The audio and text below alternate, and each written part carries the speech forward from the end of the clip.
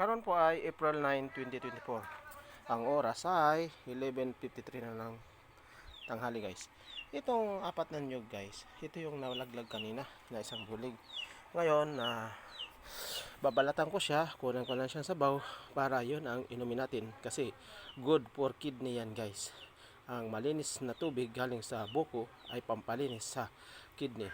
At ito ang aking lalagyan. Yan. Tupperware at Coolman. Okay? Ngayon, guys, mag-umpisa na ako magbalat. Okay, sandali lang ha. At ipupwesto ko muna ang aking video dito sa lagayan ko. Okay, yan. So guys, panorin nyo lang ako kung paano ako mag balat ng nyug. Okay, ito guys ha. Okay. Ito na guys. Dito sa kahon. So guys. Ito lang guys. Hirap.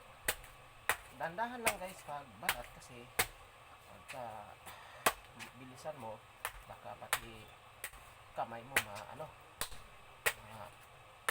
mabalatan. Ako, delikado. Okay. Ayan na guys. Lumabas na yung tubig guys.